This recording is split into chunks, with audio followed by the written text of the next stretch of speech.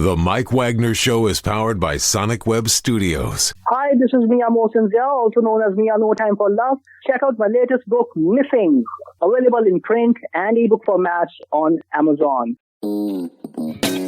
It's now time for the Mike Wagner Show, powered by Sonic Web Studios and sponsored by international award-winning author Mia Mosinzia of Missing. The Mike Wagner Show can be heard on over 40 podcast platforms, as well as hamiltonradio.net, Diamonds FM, and the MikeWagnerShow.com. We can be heard in over 100 countries, featuring over 1,000 well-known and amazing guests throughout the globe. And named one of the top 100 global podcasts in the New York Weekly Times, Hollywood Entertainment News, Los Angeles Weekly Times, Apple, and Chartable. So sit back and relax and enjoy another great episode of the award-winning Mike Wagner Show.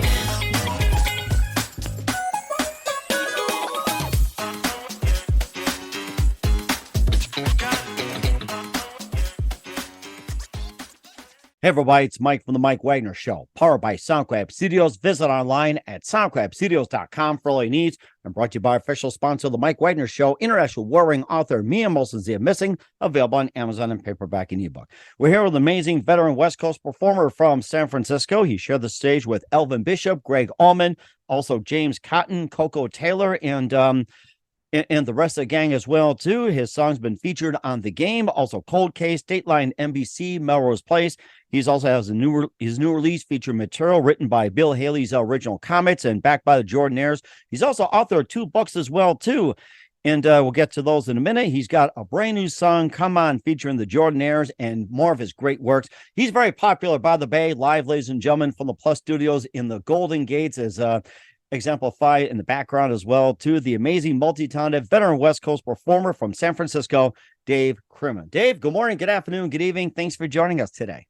Wow, I'm shocked you got all that in. Thanks, Mike. Well, it's great to have you on board, too. I mean, being by the Bay is like the biggest thing, you know. Everything comes from the Bay and heads over east. So it's like you guys are pretty much the trendsetters right there, too. So, well, not all the time, but, you know, there's been a few folks that have come out of the San Francisco Bay Area and that have been blessed and been popular. A few folks have been teleported here, like Janis Joplin and Eddie Money, and became popular here. And it's a great place to be. It's a good music area.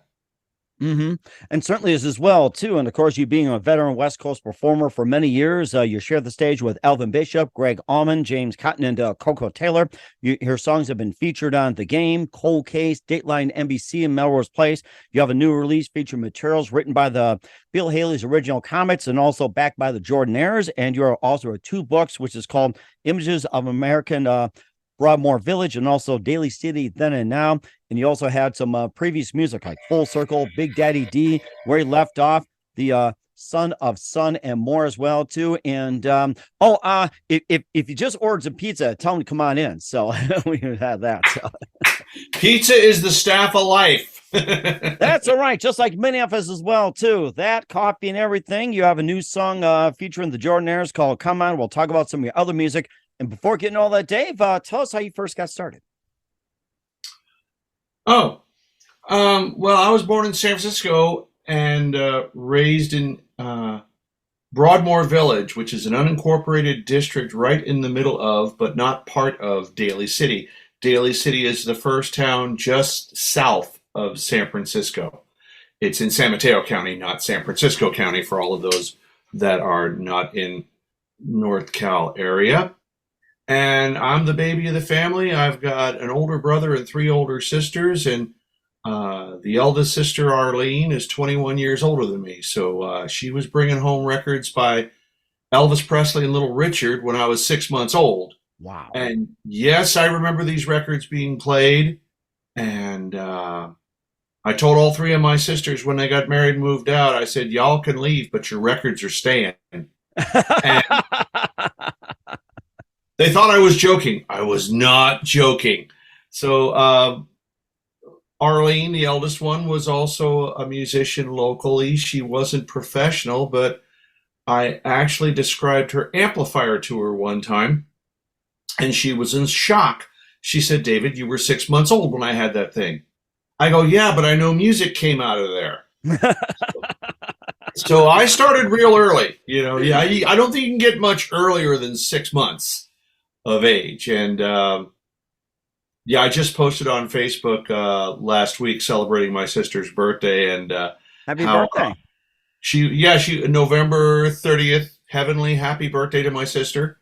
God love her. And I also posted a picture from an Elvis Presley concert on October 26, 1956 at the San Francisco Civic that she went to. Nice.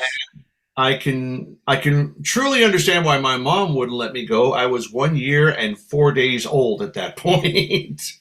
But I felt the excitement.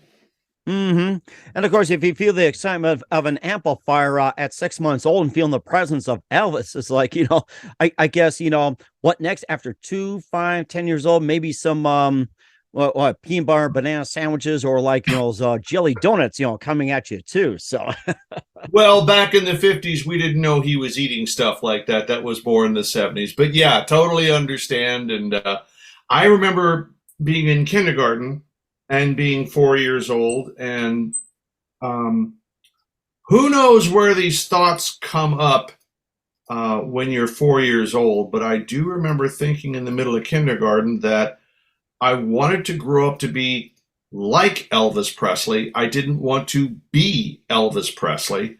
And so I've had offers to wear a white jumpsuit on stage, and no, I just don't go there. That's rather interesting. I think some people would jump at the chance of being an Elvis impersonator as long as you got paid Elvis money. I know some people who have been Elvis impersonators. It's the fact they enjoy it, get out of the house, they love to perform, and everything else. Those things too. So we just had all that. And what was that one precise moment that simply influenced you into what you're doing for the rest of your career? Besides the amplifier and your sister going to see Elvis in San Francisco, what else is that one precise moment for you that influenced you? I just remember sitting in front of the Victrola. That's what Mama called it. I believe it was a Crosley, yes. Turntable and radio combo that we had. And the speaker was probably about 6 inches big. And at 6 months old, I probably wasn't much bigger than that. Oh my gosh. I literally remember Sis putting on records like My Baby Left Me, Hound Dog, Ready Teddy by Little Richard. And whatever was coming out of that speaker vibrated everything in my body. So yeah, I remember that, and it was exciting, and it was love, and it was joy, and it's like, I want to do that. That early, it's amazing. You're like the first guest who is actually influenced by something like for the rest of their career at less than a year old. I mean, I think you've got the record so far, 6 months. Well, yeah, and we haven't even gone into past lives yet. We won't go there. It's perfectly okay. I'm sure Elvis is like, hey, it's okay. I'll get you a jelly donut later when you come up to rock and roll heaven one day. So, and I'll save you a peanut butter and banana sandwich. I'm Irish on Mama's side and Cherokee Indian on Daddy's side, so I tell folks I've got a double shot of being psychic. I'm not a mind reader, but I am psychic, so it does happen every now and then. Oh my goodness, ain't that some? I'm sure Elvis is listening by now with what you're saying too, and yeah, good job, GCB. I had years ago at one of our shows. There was a friend of a friend who came, and she was a psychic.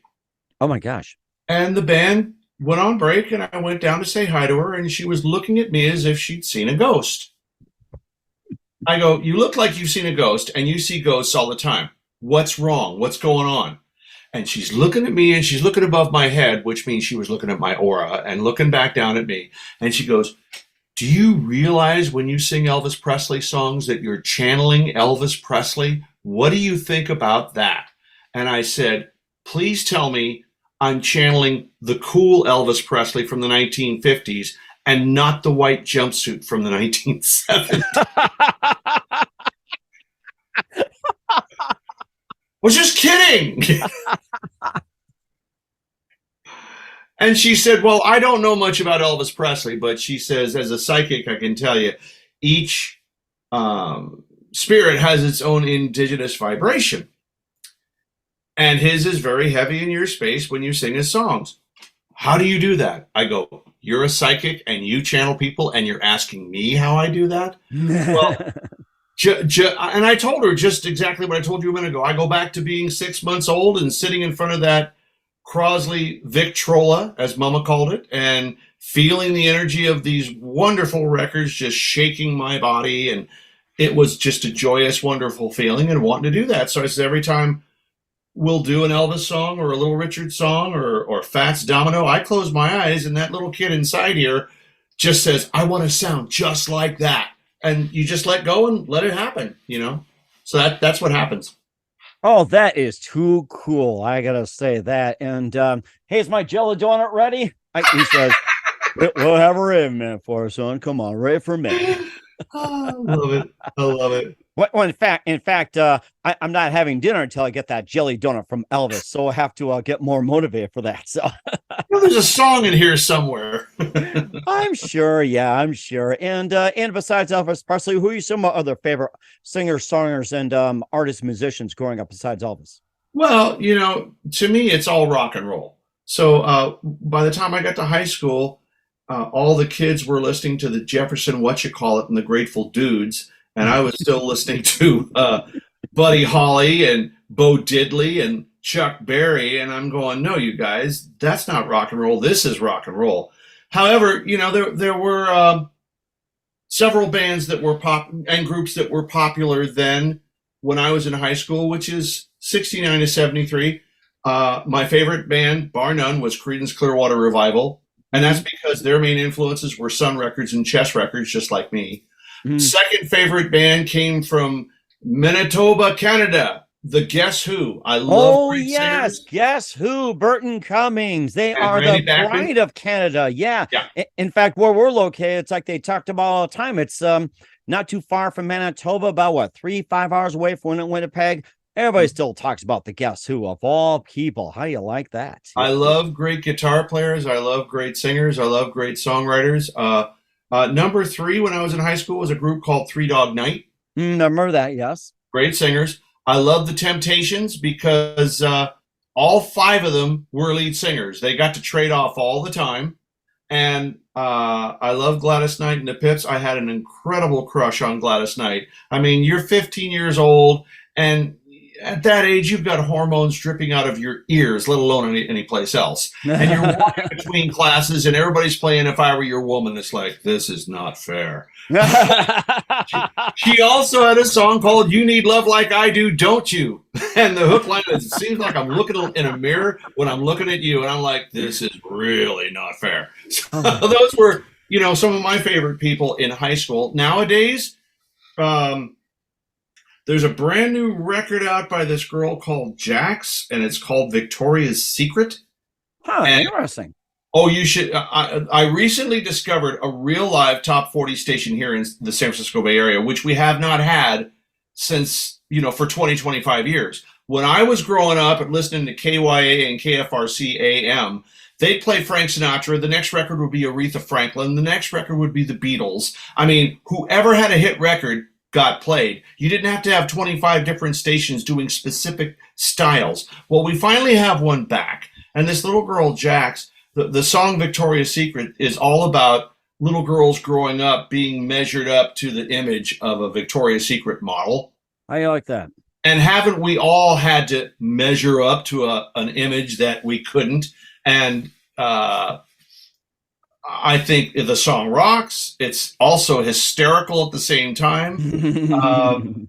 I love Taylor Swift's new record, Anti-Hero. I mean, for someone,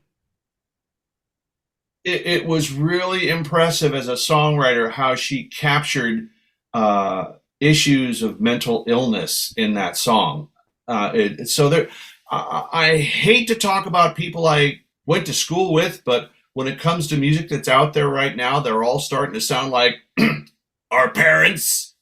I get that all the time. You put on 70s and it's like, oh, that's mom and dad music. They'll make fun of it. It's like, we make fun of music, what they listen to. Now it's like, we're getting the brunt of it. I know what you mean. There's all I'm saying is that to me, it's all rock and roll. There's a lot of good records out there, a lot of good songwriters. Who's the fella from Hawaii? Bruno Mars. I'm a real big fan of Bruno Mars. Yes. Oh my gosh. I mean, the guy can play double bass and sing, get on and put on guitar, piano, and just about every instrument possible. And I look, it's like, this is the best multi-instrumentalist and most complex and can sing I've seen and heard in a long time. I went, whoa.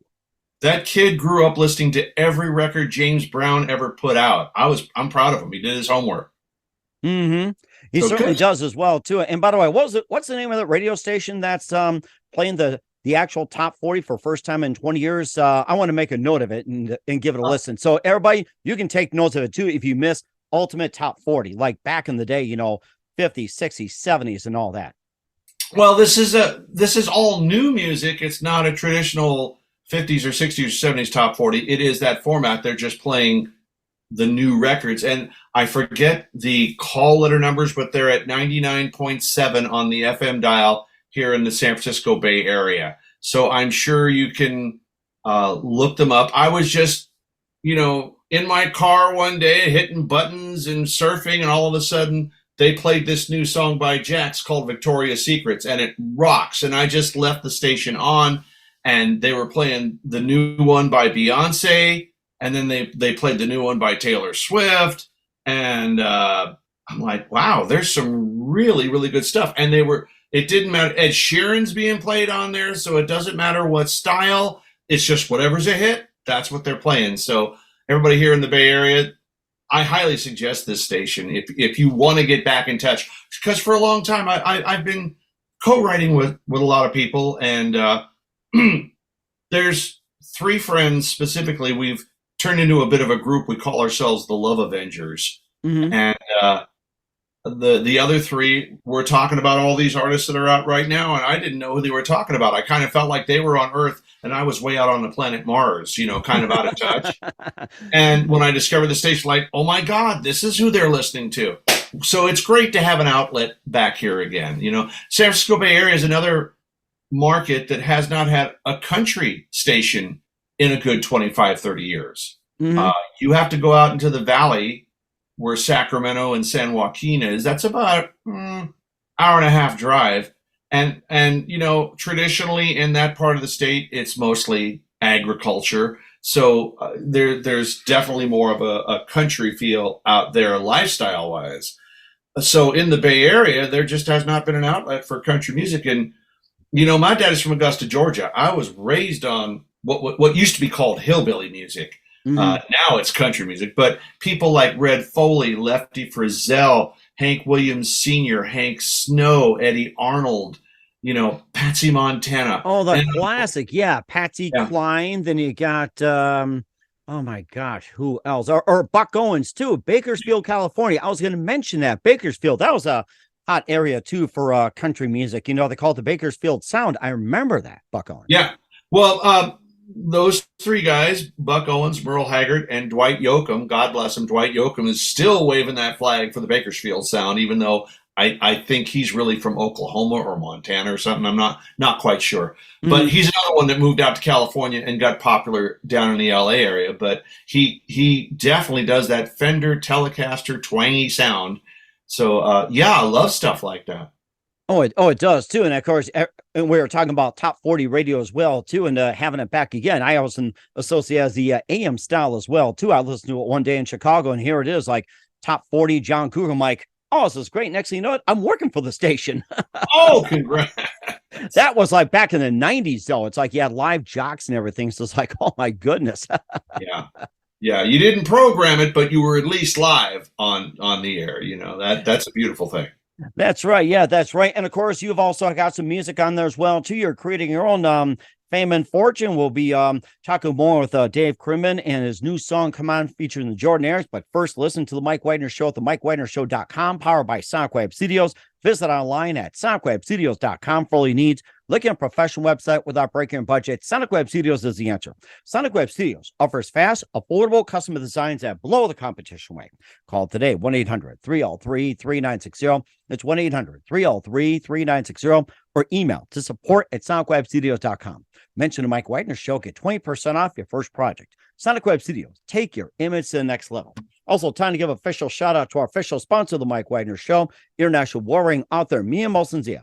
If you love fast-paced mysteries, you'll love Missing by Mia Molson-Zia, available on Amazon in paperback and ebook. Missing is fast-paced and intriguing with an unforgettable twist. Takes place in 4 countries, 2 strangers, 1 target, where truth is illusion and those you love will be the first go missing. It's available on Amazon in paperback and ebook. Missing by Mia Molson-Zia has garnered great reviews and even loved and endorsed by Howard celebrities, including Joanna Cassidy, Forbes Riley, and many others. So grab your copy today for Girls Missing by Mia Molson-Zia, available on Amazon. Also, check out the Mike Wagner Show at themikewagnershow.com or over 40 podcast platforms. Heard in over 100 countries, including Facebook, SoundCloud, Spreaker, Spotify, and iHeartRadio. Also, Anchor FM, iTunes, Google Play, Apple, Audible Music, as well as on BitChute and Rumble, also on HamiltonRadio.net every Thursday night, 9 p.m. Eastern, 8 p.m. Central. Take us with you on any mobile device. Subscribe to the Mike Wagner Show on the YouTube channel. Follow the Mike Wagner Show on Instagram, Twitter, and TikTok today. And for great gift ideas, go to Amazon.com. Check out the Mike Wagner Show podcast. T-shirts, pop sockets, throw pillows, tote bags, hoodies. Makes great gifts 24/7. Go to Amazon.com. Check out the Mike Wagner Show podcast. And for more great gift ideas, go to Amazon.com/Mia Molson-Zia for great books like Missing, Once, and Wrinkles. Also t-shirts, pop sockets, hoodies, phone cases, and more. Amazon.com/Mia Molson-Zia. Check it out today. Also support the Mike Wagner Show on Anchor FM, PayPal, and the MikeWagnerShow.com. Make sure you do so today. We're here with the amazing multi-talented veteran West Coast performer from San Francisco, Dave Crimmen, here on the Mike Wagner Show. And before we talk about your new song, Come On, featuring the Jordanaires, you share the stage with Elvin Bishop, Gregg Allman, James Cotton, and Koko Taylor. And tell us about those. And who was your favorite on that stage? What's it like performing with them? Koko Taylor was really a nice guy. He was really awesome. I have several effects I use on my guitar, and one of them is called tremolo. And this is what Chet Atkins used on those Everly Brother records back in the 50s. Mm-hmm. And I always play the intro to an Everly Brothers song called Devoted to You. It was a top 10 record for them in 1958. And so we're doing our sound check, and I always do that opening guitar riff just to make sure I got the speed and everything on the tremolo set proper. And Koko Taylor comes running out. He goes, "Oh my God, you're playing Devoted to You. Oh my God, nobody plays that." And he goes, "Oh my God, I saw the Everly Brothers once. They kicked my butt." And I'm like, hi. Yeah, I was really touched that it was so innocent the way he, ran out and said that. That was a lot of fun. James Cotton, one of many blues cats that was recording on Sun Records way before Carl Perkins and Elvis Presley. He was in the early 50s with Howlin' Wolf and B.B. King when Sam Phillips was experimenting with him. He was just the most grounded, sweet man in the universe, and his band was really sweet to play with. Gregg, I really didn't meet Gregg. I mean, we kind of passed each other backstage, and I forget the name of the lead guitar player. He's still with the Allman Brothers as well. He was really sweet because I accidentally unplugged his Marshall stack so I could plug mine in. And he had a special rig to where it stayed warmed up and this, that. So he came out, he was really sweet. He says, "Hey man, don't do that. I got to do this." But he says, "Here, I've got an extra plug just for someone like you." And he plugged my amp in, and I'm like, well, that was really sweet. And then we got done opening, and this was one of the first times that I'd ever opened for anybody that was like a major name. So we go backstage, and I had so much adrenaline running. I go, "Somebody hand me a beer." And after about 3 beers, I was still sober. That's how much adrenaline was running. Wow. And so we're backstage, and John Lee Hooker shows up. How you like and that? Gregg wants John Lee to come out on stage and jam with them on One Way Out. And John Lee says, well, all right, what key are you going to do it in? And Gregg says, we're going to do it in the key of A, just like the Allman Brothers did. He says, no, you're not. You're going to do it in the key of G, just like I did in 1947. They got into an argument over what key they were going to do the song in. And it got to the point where John Lee just turned around and walked out. Oh, my gosh. And I'm like, somebody hand me another beer. Here, John, you can have one. Gregg, you're going to have one. Yeah. Shut up and come together.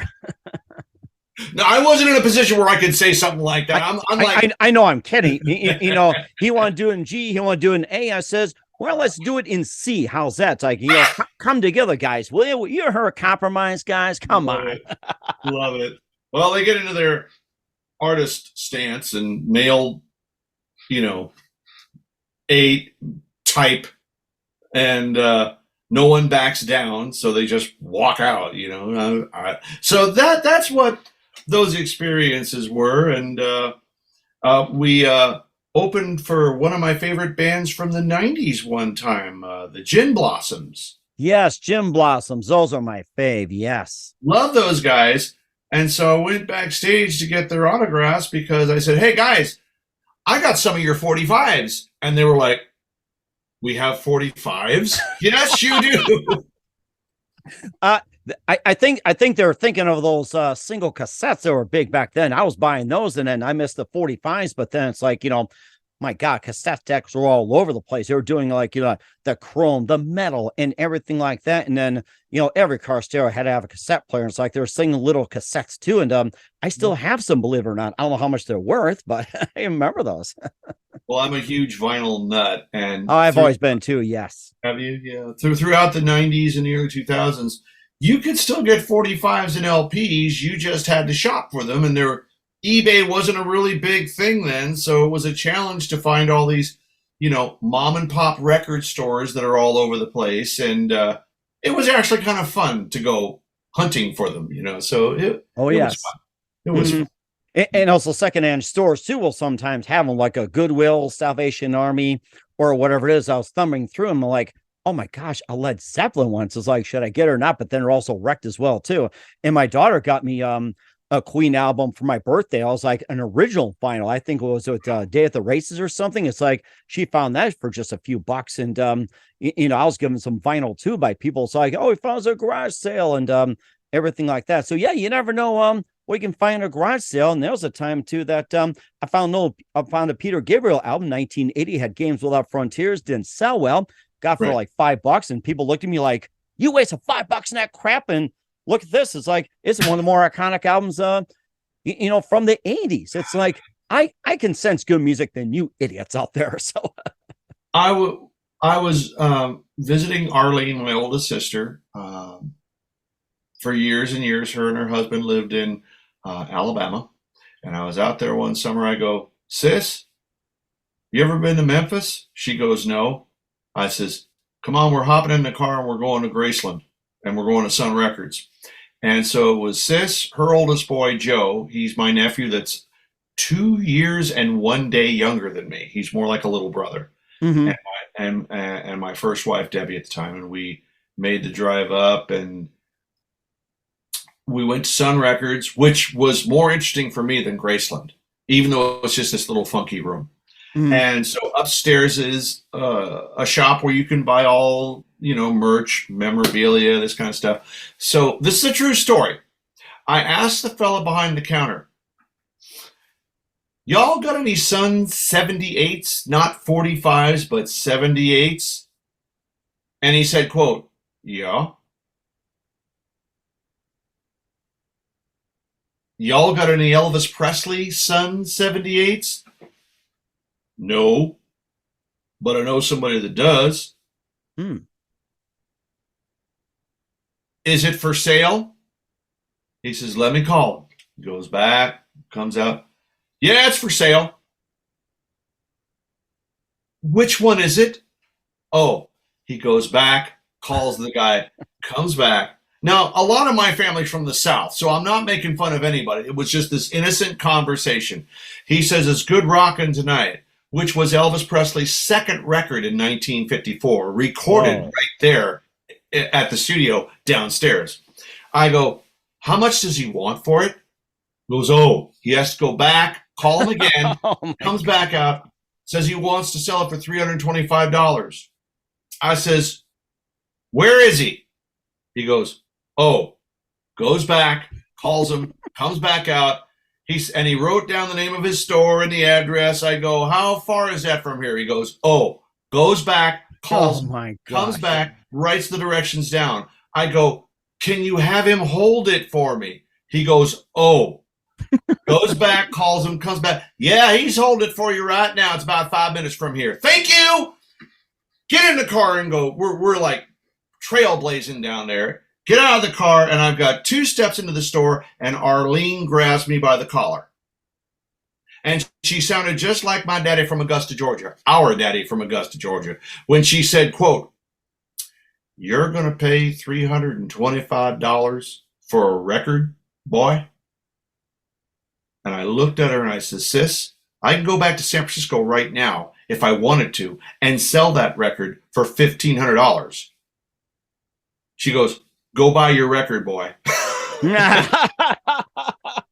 So we went in, and not only did we get Good Rockin' Tonight by Elvis Presley, but the original version of Baby Let's Play House by Arthur Gunter.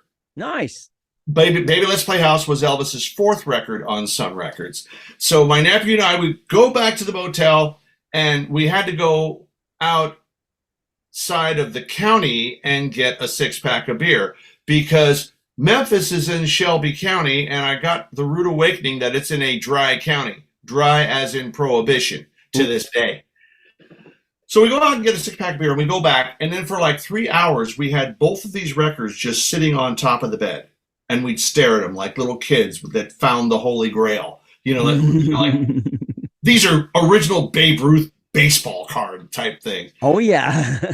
And then, about every half hour, we turn them over so we could see the other side of the labels. Pardon me, folks. Record collectors and musicians do stuff like this, Oh, yeah. Just like baseball card collectors. You're right. Yes. Oh, my gosh. Wow. So I'm proud to say that there were Elvis Presley's first 29 singles released from 1954 to 1958 on both Sun and RCA Victor, and I have all 29 of them on the 78 format. Nice. Which is a format that it always intrigued me because, when I was growing up, and here again, it's the late 50s, 78s were being phased out and 45s were being phased in. Now, 78s were usually my parents' records, like Perez Prado and Nat King Cole and Frankie Lane. You never saw Elvis Presley or Little Richard on 78s at that time. No. They're associated with the 45s. I know what you're saying, but, that's like a rarity, though. That's the thing.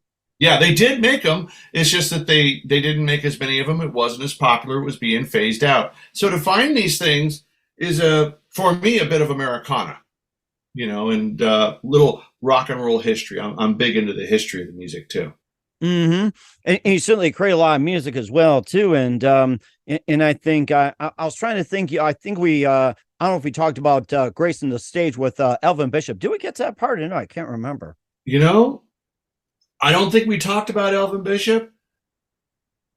If you see Elvin Bishop on PBS or any of the shows, he is what he is. He's just a good old boy, and he's a great player. And they're back in the 70s, over in Oakland, across the bay from San Francisco. During the summertime, they'd have what's called Days on the Green. This is where they'd take the Oakland Coliseum, the baseball stadium, and 70,000 people could show up, and you'd start at 11 in the morning. And it'd go till 6 or 7 at night because in the summertime, it don't get dark till 9. And you'd see, Dolly Parton, Elvin Bishop, Loggins and Messina, the Doobie Brothers and the Eagles, all on the same bill for $15. Nice. This is back in the 70s. And I think I wasn't opening for Elvin at this time, but to give you an idea, Elvin doesn't mean to be sexist. He doesn't mean to be ignorant. He's just a good old boy. And Dolly Parton was on the bill before him, and she pulled out an Elvin Bishop song. And he comes out on stage to do his set, and halfway through the set, he goes, "That woman just did one of my songs." He goes, "Just to know one of my songs passed by her lungs makes life complete." That's Elvin Bishop. It's all perspective. Like that.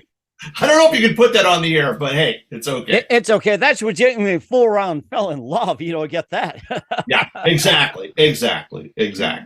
Oh my gosh, that is something as well too. Oh my goodness. And of course you got your own music, Full Circle, Big Daddy D, Where He Left Off, The Son of Sun, and more. And we'll be talking about Come On in just a minute with Dave Crimmen. You listen to the Mike Wagner Show at the MikeWagnerShow.com, powered by SoundCloud Studios. Visit online at SoundCloudStudios.com for all your needs, and brought to you by our official sponsor of the Mike Wagner Show, international warring author Mia Molson's The Missing, available on Amazon and paperback and ebook. We'll be back with the multi-talented veteran West Coast performer from San Francisco, Dave Crimmen, after this time. The Mike Wagner Show is powered by Sonic Web Studios. If you're looking to start or upgrade your online presence, visit www.sonicwebstudios.com for all of your online needs. Call 1-800-303-3960 or visit us online at www.sonicwebstudios.com to get started today. Mention the Mike Wagner Show and get 20% off your project. Sonic Web Studios. Take your image to the next level. Hey everybody, my name is Forbes Riley, and I'm an American actress and a TV host.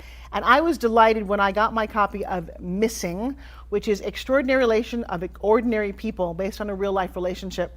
It's well written. It's amazing.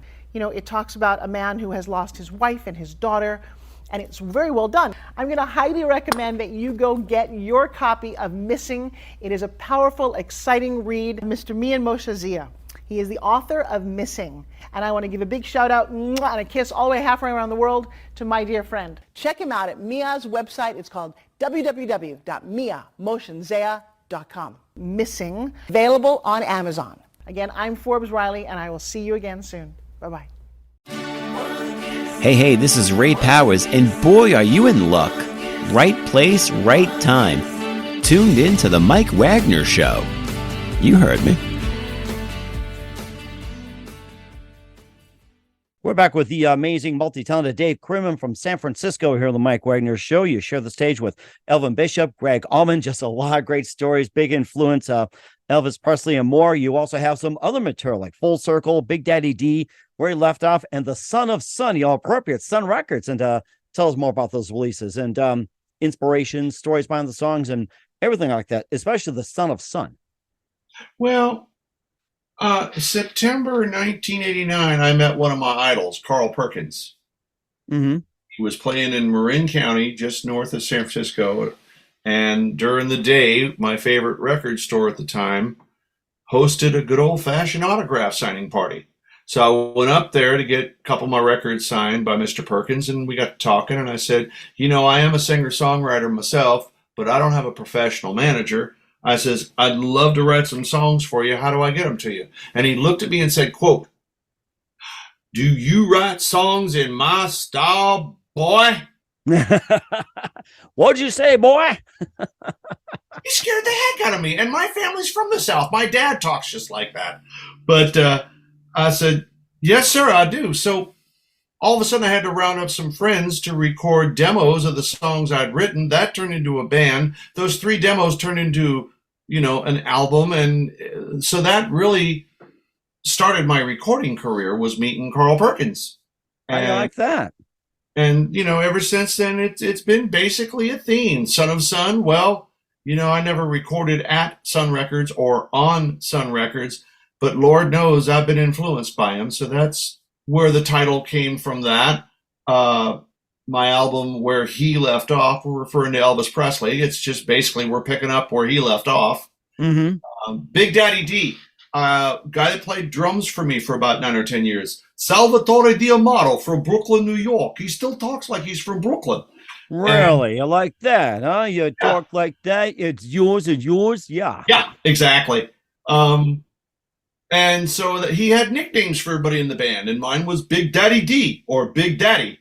So that's where the name of that album came from. And it's all, I mix up the styles a little bit, but basically, I'm waving the flag for that 50s rock and roll style, and I kind of make the joke, we're like Jay Leno on that old Doritos commercial.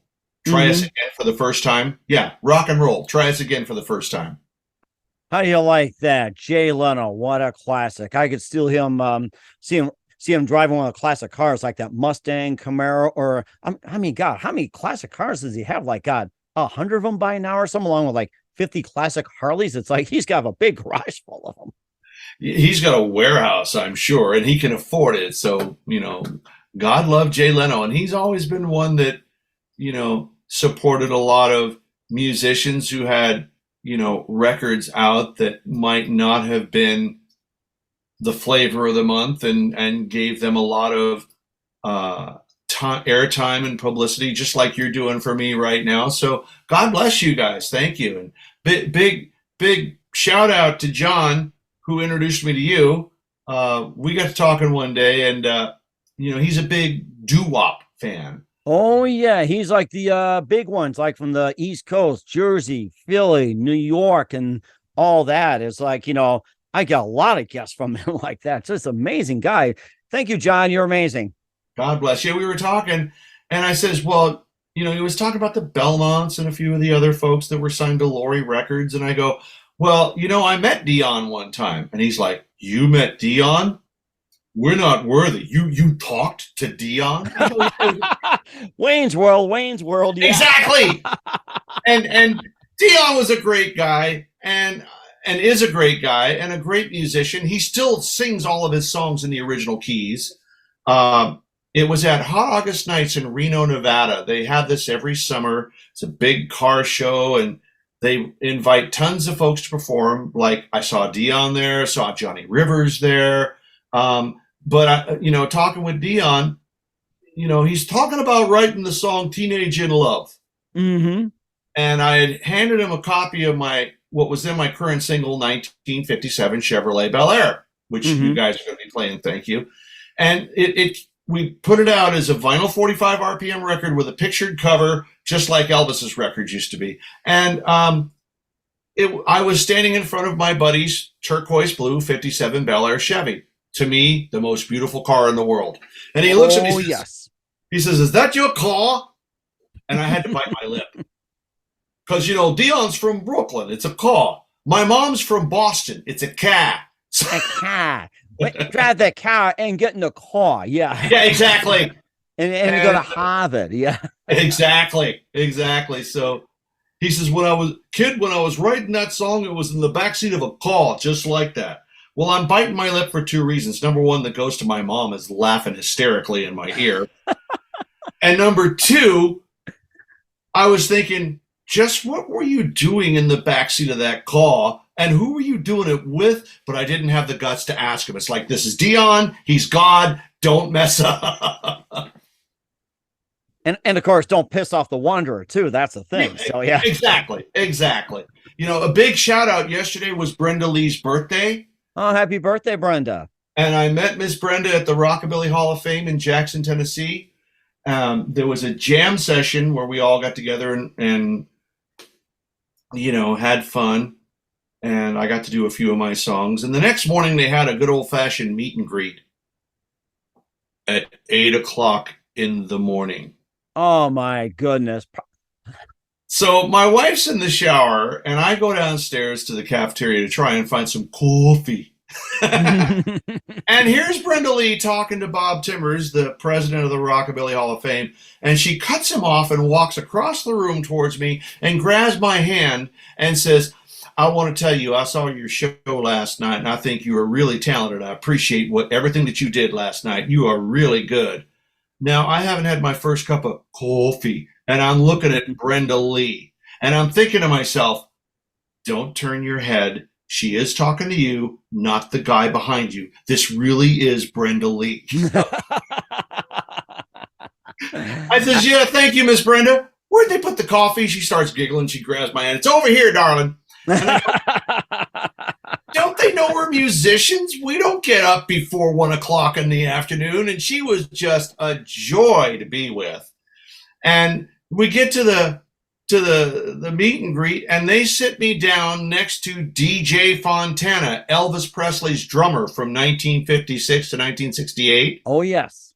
And DJ, God love him, he's another sweet man, and he's a good old boy. Here we go again. You got to speak Southern. And if he don't know you too well, if you ask him a million questions, you get 2 answers, yep and nope. That's it. He doesn't talk that much. And we had a couple of girls come up to us at our table, and they looked at me and said, we saw y'all the jam last night, and my girlfriend just told me y'all had never played together before. How do you do that? And I looked at DJ. I go, DJ, how many times have you played Hound Dog? And he looked at me, rolled his eyes, and just looked away. That was his answer. He's like, I don't want to discuss. Don't even want to talk about that. I go, you see, darling, once you know the song, just give me the key and count it out, and you just go. And she goes, oh, that's really interesting. Can I have your autograph? Sure, fine. You're not with the IRS? Fine. You don't work for eBay? Fine. Fine. Yeah, I did a search on eBay one time, and I found one of my 45s for sale on eBay. Oh, my goodness. And, you kind of know you've made Americana. You finally made it when you see one of your own records on eBay. And the guy just said, if you like Elvis, you'll like this guy. I'm like, okay, that's good publicity. That's fine. Mm-hmm. I'll take it, And ironically, I was big tipping of the hat to Canada. Mike, I forget where you are. Where are you located? I'm sorry. We're located in outside Bismarck, North Dakota, 250 miles south of the Canadian border. If that gets you an idea. So a word to wise everybody. Feel free to go further north. Just watch out for the hockey pucks. Well, years ago, I signed up for BMI. Them and ASCAP and CSAC are the 3 organizations that collect royalties. Mm-hmm. And I got into a bit of an argument with my big brother, Raymond. Mm. And I says, Raymond, I just signed up to be a writer and a publisher for BMI. I can't wait for my first royalty check. I'm going to mat it and frame it and put it on the wall. And typical big brother, he says, quote, David, cash the check. Put a color Xerox up there, end quote. I says, Raymond, it'll probably be for 98 cents, not worth paper and postage. Mm. So I get my first royalty check for airplay in Montreal and Ottawa for $5.15. And I called up my brother, Raymond, it's on the wall. Proved you wrong, buddy. So it's just been a great ride. And, the new single that's come out with the Jordanaires on it, this was recorded on my album, Bigdaddyd.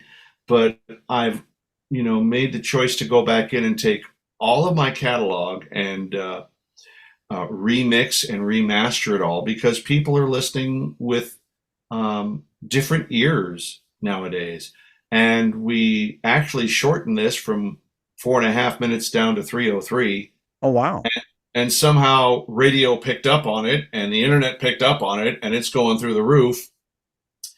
And, there's a little kid inside here that's going, oh my God, I'm singing with Elvis Presley's people. This is like a dream come true, Mm-hmm. So it's really great that you guys are, taking the single and letting folks know about me. So, God bless and thank you. Mm-hmm. And God bless you guys as well, too. And with Comeon and 57 Chevy Bel-Air and everything. And where can we find all your music at, by the way? Oh, I'm easy to find. I'm on iTunes. I'm on Spotify. I'm on Facebook. I'm on Instagram, YouTube, LinkedIn. I think the only one I'm not on right now is, what's that one where you make little films and stuff? TikTok. Thank you. That one. I'm not on that one yet. I can only, I have to manage a lot of this myself. So somewhere along the line, I have to have a life and I have to write songs. So, some things have to be put off for a while. But yeah, just run a search on Dave Crimmen, Google search, it'll all come up. Kind of a little story about my 3 older sisters. I always tell folks, yes, David is on my birth certificate, but there's only 4 people in the world that call me David. That's my mom and my 3 older sisters. Mm-hmm. And Phyllis, the second oldest one, called me up years ago. She's 19 years older than me and technically my godmother. Mm-hmm. And get a call from David. I've been doing a Google search on you and I can't find you anywhere. I go, sis, I do a search like once every 6 months just to see what's out there. Just curious. And last time I did, there was like 90 different sites and pages with me on them that came up. Oh my gosh. Sis, who are you looking for? She goes, I keep looking for David Crimmen. I go, sis, try Dave. And you hear click, click, click, click. And she sounded just like our mother when she said, quote, oh, there you are. Love you, sis. Really, I love you. Yeah, that stuff will happen too, I'll tell you. Oh my gosh. And the only time I like being called Davey, right, is with an Irish brogue, or with a Scottish bear, because it just sounds right to me because we're Irish on Mama's side. And in the 90s, there were a gazillion Irish bars in San Francisco, and they loved live music. You could make a living just playing the Irish bars. Well, being a singer, I fall into accents. I don't mean to make fun of anybody at all. I just think there's a little 5-year-old kid that goes, wow, I love the way you're talking. That's a neat noise. How do you do that? And so I love accents. I love languages. And my mom hated it when I spoke the Irish brogue. There's another story in that. We'll talk about that at another time. Oh, that's fine. Because I was going to say, it's just like, if you had that, it's like, I play good music and it's not crap. When I hear Davy in an Irish brogue or a Scottish brogue, right, Davy, we love your music, Davy. Your music is fantastic, Davy. It sounds right to me, Yeah, right place at the right time. And it's like, not buy me a pint, will ya? We were playing the Irish Cultural Center one time, and there was a little lady when I came on break, and she comes up to me, and she only came up to here on me. She was just like my mom. I'm 6'4". She was 5 foot tall. Wow. And she looks at me and says, what's with the phony brogue? You've done everything except say Faith and Bragora over the microphone. What's with the phony brogue? I says, well, Mum, if you think the brogue be that phony, you be arguing with me great-grandmother, Bridget O'Brien from Jail Street in County Cork. She doesn't bat an eye. She goes, I'm from the finest county in all of Ireland. I says, what might that be, Mum? She says, Waterford, County Waterford. 'Tis the finest county in all of Ireland, she says. I says, 'tis a grand county, Mum. But you know the best thing about County Waterford? She goes, no, what's that? I go, it's right next to County Cork. And I walked away. The husband comes up with a round of drinks for the band, and he's looking over his shoulder. This is a true story. I don't make this up. He goes, I'm proud of you, son. In 30 years, no one has ever shut my wife up like that before. I go, don't do this to me. I just work here. Thank you. Have a good night.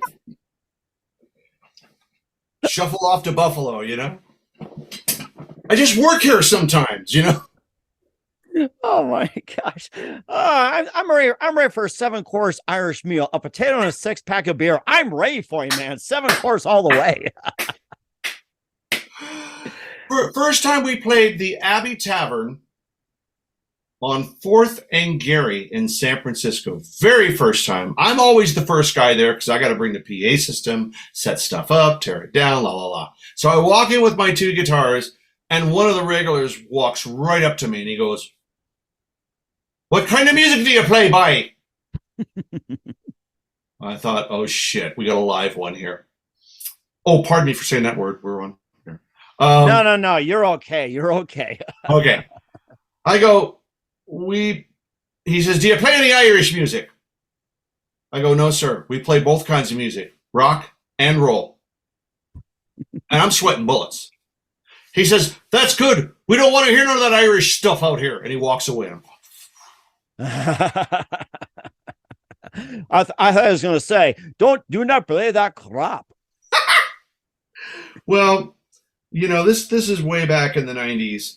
So it was a beautiful thing rediscovering my heritage, because Mom never talked about her family growing up in Roxbury, Massachusetts, never talked about any of that stuff. And so within the first 5 minutes of the first two songs, I'm going, oh my God, that one's acting like Mom. That one's acting like Arlene, my sister. That one's acting like Phyllis. Oh my God, we're not crazy. We're Irish. Which could mean the same thing to some folks, but I learned so much about my own family and my own heritage playing these bars, because Mom would never talk about it for some reason. I don't know. Mom hated it when I spoke the brogue, and years later she had a stroke, and I was elected the, quote, in-house therapist. Mm-hmm. Hated it when I spoke the brogue. So one day I walk in there, she's sitting in her wheelchair. Mama, it's time for your exercises. And she looked at me and said, no. I sat down next to her and says, Mama, you got to get up and do your exercises. You got to walk. She took her cane and hit it on the floor, and she looked me right in the eye and said, quote, you're getting pushy like your father. Him and Hitler were born on the same day. End quote. Oh, no. Well, they were. A couple of Tauruses. So I looked her right in the eye and says, well, Mrs. O'Flaherty, which was my nickname for her, I think I sit here now and speak the brogue to for the rest of the day. She said, stop that. I hate that. I go, Mother, you have a choice. Get up and walk, or I speak the brogue to for the rest of the day, Mrs. O'Flaherty. She wouldn't talk to me, but she got up and walked. It's one for baby brother. There you go. Yeah, I'm sure she's taking her cane and, walking to the fridge and having a brew by now. And goes, that's my exercise for the day. Here's my real exercise. Well, only when she was really angry would Mom get into cups, which would be about like once every 2 years. And she'd bypass beer and go right for shots of, Jack Daniels or Jim Beam. When she was ticked off, it was like the floodgates are open, run, hide, for like 2 days. Oh my gosh. And of course I was thinking she could probably do some Irish whiskey as well too. Really, man, down some of that. Yeah. Which wasn't in the house, but I'm sure if that was available, you never know. You just don't know. That's exactly it. Oh my gosh. I mean, we got to do this again another time with more stories and everything else. And, I forgot to mention, you're also an author of 2 books, Images of American Broadmoor Village and Daly City Then. Now I've been talking about you being an author, and it's like, we got to buy your books. I'm going to talk about your books. Am I right? Oh yeah. You can get those at Amazon or the actual publishing house. I can't think of their name right now. Good God. But Images of America, you can do a Google search. Arcadia Publishing is what they call it.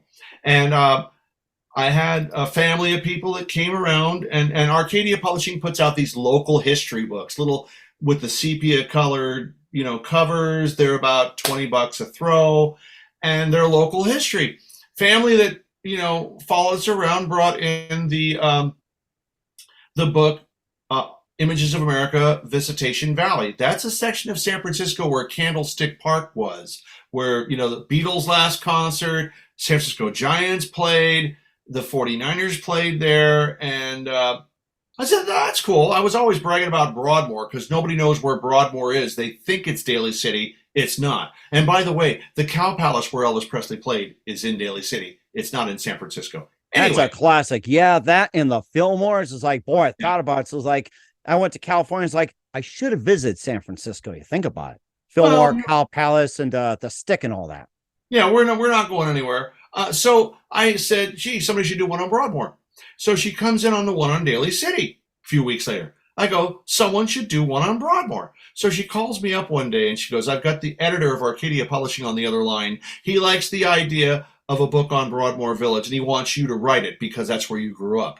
And I go, I write songs. I don't write books. But, all of my friends that I grew up with said, hey, you were always bragging when we were kids and we were in Broadmoor, not Daly City. You really should write it. So I did. And then I got involved with a lot of local historical communities, Daly City, Colma, and wound up co-writing with Bunny Gillespie, the one on Daly City, because her and her husband started the Daly City Historical Society. So I'm really blessed that, I am now a published author. I'm not quite used to the word author yet, but having that in the resume, along with being a musician and a recording artist, and having worked with the Jordanaires, and having a song of mine that I wrote, recorded by Bill Haley's original Comets, was a dream come true. Mm-hmm. I worked a couple of shows with them. I mean, obviously Bill Haley wasn't around in the late 90s, early 2000s. Oh yeah, it's like whoever was there and everything else. I'm sure they had some good stories about Bill Haley too. So. Oh yeah, and it was all the original guys, and they always bragged about how old they were on stage. They always said that they were on the Viagra tour. They're hysterical. So man, or they're on the stick too. So yeah. So I wrote them a song called "We Ain't Dead Yet," and they put it on their last album, "Age to Perfection." And I got a royalty check because apparently we had a hit single in Finland with Bill Haley's original Comets doing one of my songs. And I mean, to be able to give back to these guys that I grew up with, really sort of completes the circle. So I'm blessed that I've had a lot of this kind of stuff, happen. Oh yeah, and certainly blessed as well too. We're here with the multi-talented Dave Crimmen out of San Francisco here on the Mike Wagner Show, talking about his latest release, "Come On," featuring Jordanaires, and his amazing career and everything else. What else can we expect in 23 and beyond, Dave? What else can we expect from you heading into next year? In doing the remasterings of a lot of my songs, you'll probably be playing it on your show. A song called "Revved Up," which was a single from my album Bigdaddyd. Well, we've remastered it, and a lot of folks got favorable comments on it. So I'm going to be releasing that as a single on January 8th, which is Elvis Presley's birthday. It's also David Bowie's birthday, so hey, kudos to him too. Working on new material.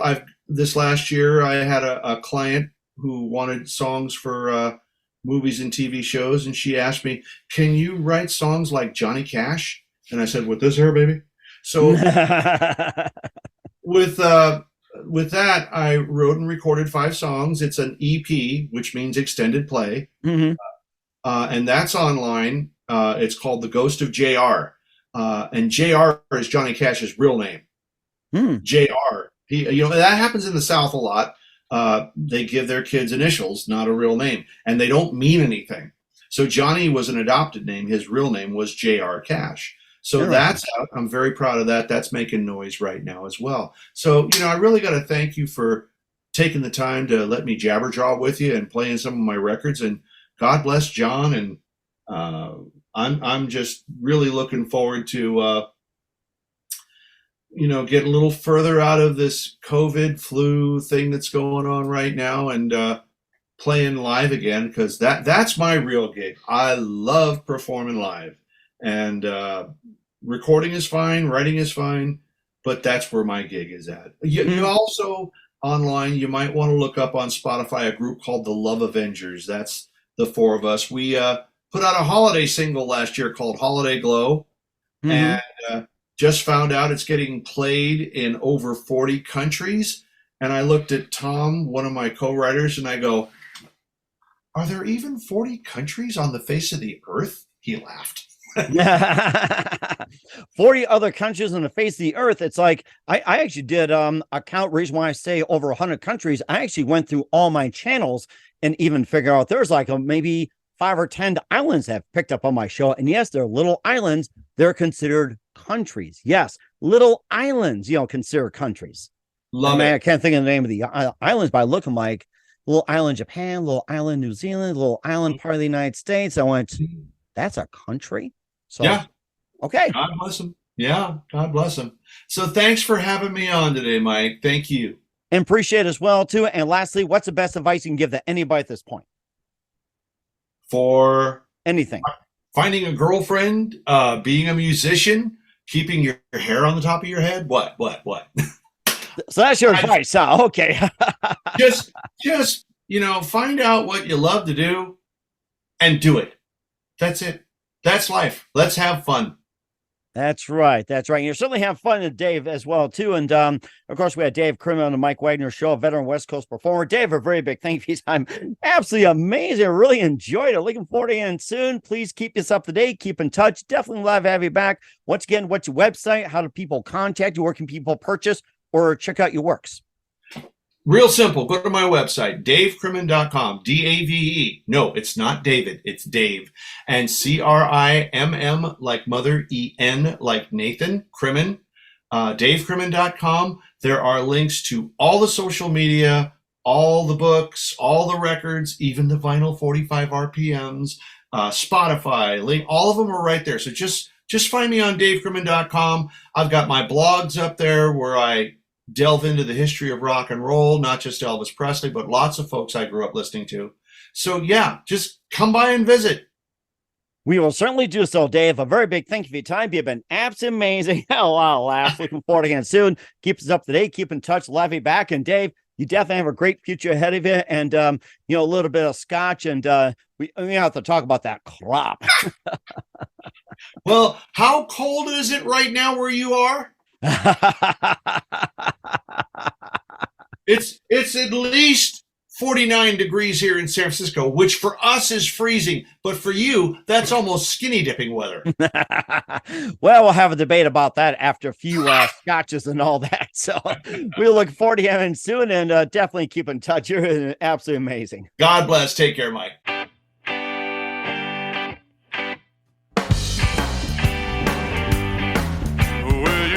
Mighty fine, baby, it's plain to see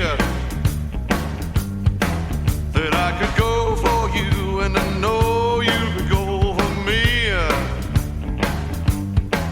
Well, a girl like you is just what I need. Been in jail too long, and my heart needs to be free. Come on. Stop living in the past. Yesterday's gone. Come on. It'll feel so right. Can't be wrong. Come on. Baby, come on. You've been left behind, and I've been cast aside too. We could cry forever, but this is what I'd rather do. Pick up the pieces of our broken hearts. Make time for us, baby. Time to make a new start. Come on. Stop living in the past. Yesterday's gone. Come on. It'll feel so right. Can't be wrong. Come on. Baby, come on. Baby, this could be a chance to let go of our plan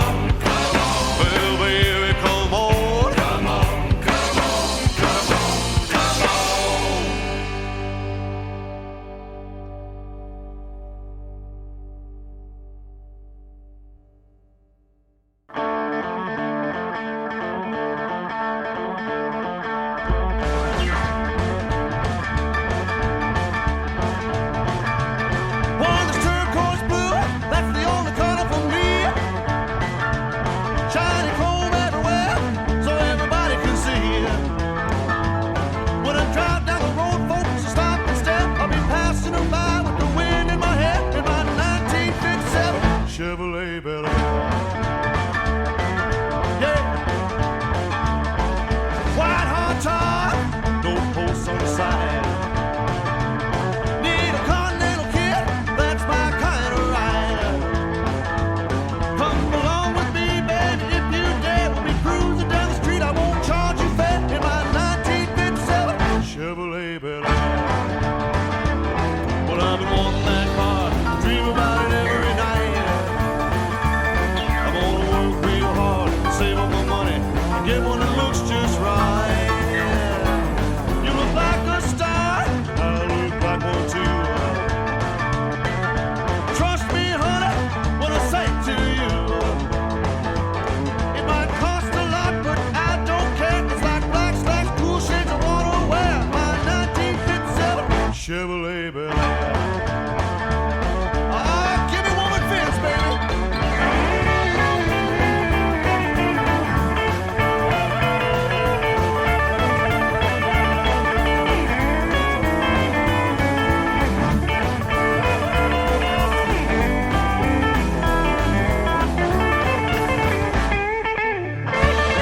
Well, I've been wanting that car, dream about it every night.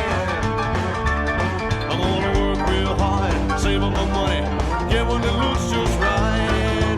Well, you look like a star, and I look like one too.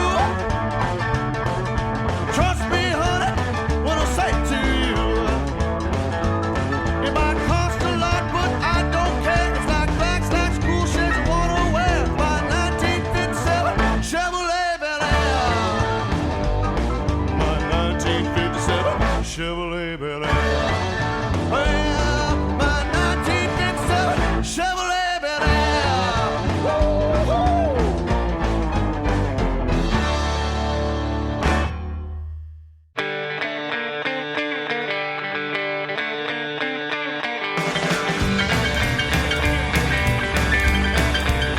It's Friday night, and I'm ready to rock. Got some money in my jeans, baby, I just can't stop. Well, I'm revved up, revved up, I'm revved up. Well, I'm revved up and ready to go. Come to me now, 'cause you're looking fine. Wanna show you off, but the world know that you're mine. Well, I'm revved up, revved up, I'm revved up. Well, I'm revved up and ready to go. I'll play a song.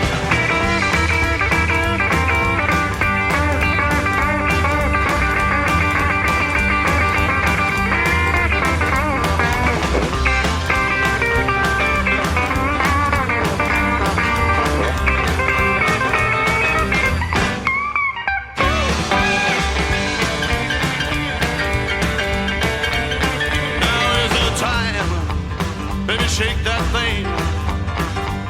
Wanna dance to a band that really knows how to swing. Well, I'm revved up, revved up, I'm revved up. Well, I'm revved up and ready to go. Revved up, I'm revved up. Well, I'm revved up. Well, I'm revved up and ready to go. Revved up and ready to go. Revved up and ready to go.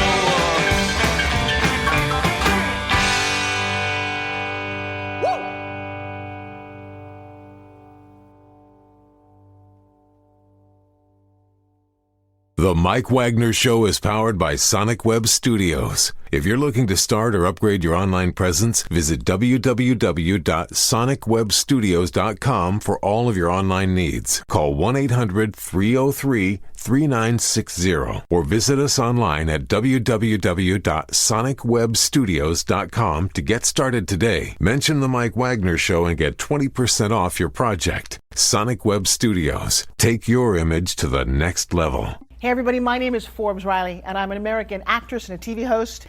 And I was delighted when I got my copy of Missing, which is Extraordinary Relation of Ordinary People, based on a real life relationship. It's well written. It's amazing. You know, it talks about a man who has lost his wife and his daughter, and it's very well done. I'm going to highly recommend that you go get your copy of Missing. It is a powerful, exciting read. Mr. Mian Moshe Zia. He is the author of Missing. And I want to give a big shout out and a kiss all the way halfway around the world to my dear friend. Check him out at Mia's website. It's called www.miamotionzea.com. Missing, available on Amazon. Again, I'm Forbes Riley, and I will see you again soon. Bye-bye.